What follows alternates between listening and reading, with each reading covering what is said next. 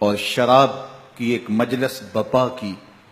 حضرت امام حسین رضی اللہ تعالی عنہ جب وہاں پہنچے تو شراب کی پھیلی ہوئی بدبو کو محسوس کرتے ہوئے فرمایا یہ بو کیسی ہے؟ تو نشے میں دھت یزید بولا یہ شام میں بنتی ہے، اور ایک جام منگوایا اور اس کو پیتے ہوئے دوسرا جام حضرت امام حسین رضی اللہ تعالی عنہ کی طرف بڑھاتے ہوئے کہا ابا عبداللہ لیجئے۔ تو حضرت امام حسین رضی اللہ تعالی عنہ نے فرمایا میں اس کی طرف دیکھتا بھی نہیں ہوں، اور پھر وہ عشقی اشعار پڑھنے لگا۔ جب یزید کی شراب نوشی کا منظر امام حسین رضی اللہ تعالی عنہ اپنی آنکھوں سے دیکھ چکے تھے تو مجھے بتاؤ یزید کے ہاتھ پہ امام حسین کا پاک ہاتھ کیسے آتا؟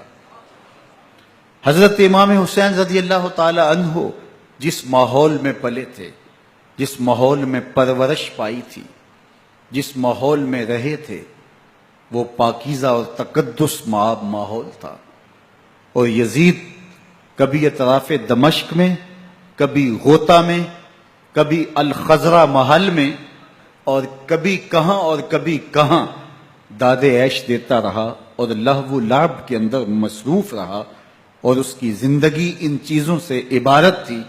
وہ محرمات کو حلال قرار دیتا، شراب نوشی اس کی ہڈیوں میں رچی ہوئی تھی، اور شریعت بیضا کا مذاق اڑایا کرتا، اور حسین ابن علی رضی اللہ تعالی عنہ کی دوستیاں جن لوگوں سے تھی وہ عبداللہ ابن عباس تھے، عبداللہ ابن عمر تھے، حضرت عبد الرحمن بن ابو بکر رضی اللہ تعالی عنہ تھے۔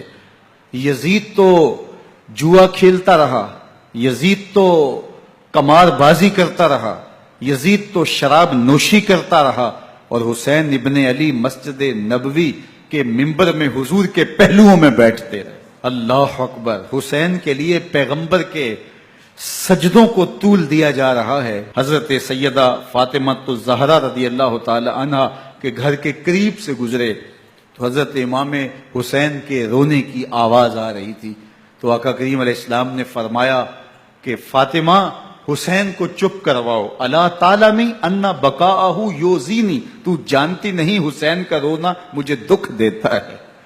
حسین ابن علی کو حضور رونے نہیں دیتے تھے، ان کو دکھی نہیں ہونے دیتے تھے، کیونکہ رسول اللہ صلی اللہ علیہ وسلم جانتے تھے کہ یہ کتنے دکھ سہے گا، کتنی تکلیفوں سے گزرے گا اور کتنے مصائب سہے گا۔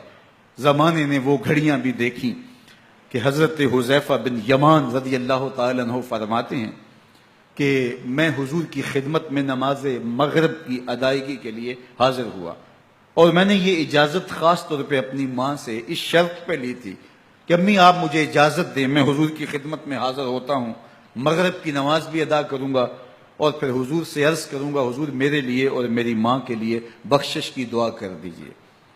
ماں نے اس شرط پہ اجازت دے دی اور میں حضور کی خدمت میں آ گیا، نماز مغرب ادا کی، سلام پھرا، لیکن حضور عبادات میں، ذکر میں، نوافل میں ایسے مشغول ہوئے کہ میں آرزو رکھنے کے باوجود بھی عرض نہ کر سکا۔ خیر، نماز عشاء کا وقت ہوا، اذان پکاری گئی، حضور مصلی پہ آئے، نماز پڑھی، سلام پھرا، اور حضور اٹھے اور کاشانہ اقدس کی طرف چل دیے۔ اب میرے دل میں یہ خیال رہ کے آ رہا تھا کہ ماں کو کیا جواب دوں گا، میں تو حضور سے بخشش و مغفرت کی دعا کروا ہی نہیں سکا۔ جب حضور چل پڑے تو غیر ارادی طور پہ میں بھی حضور کے پیچھے چل پڑا، تو حضور نے رخ پھیرے بغیر فرمایا من ھذا، میرے پیچھے پیچھے کون آ رہا ہے؟ پھر خود ہی کہا حذیفہ تو نہیں؟ تو میرا دل دھڑک رہا تھا، قلت نعم، میں نے کہا جی جی حضور میں حذیفہ ہوں۔ فرمایا ما حاجتوں کا غفر اللہ لکا ولأمک، کیا کام ہے؟ اللہ تجھے بھی بخش دے، تیری ماں کو بھی بخش دے۔ اب جو کام تھا وہ جنبش لب سے پہلے ہی ہو گیا، یہاں تو لفظوں کا سہارا بھی نہیں لینا پڑتا، وہ بند لبوں کی بولیاں بھی سنتے ہیں۔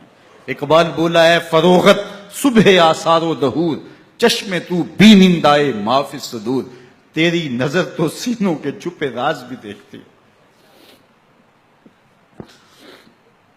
تو کہا ما حاجتوں کا غفر اللہ لک ولأمک،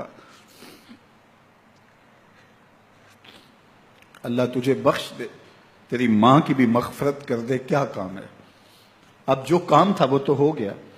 تو میرے حضور نے ارشاد فرمایا حذیفہ سنو، ابھی ابھی ایک فرشتہ آیا ہے جو اس سے قبل دھرتی پر پہلے کبھی نہیں آیا.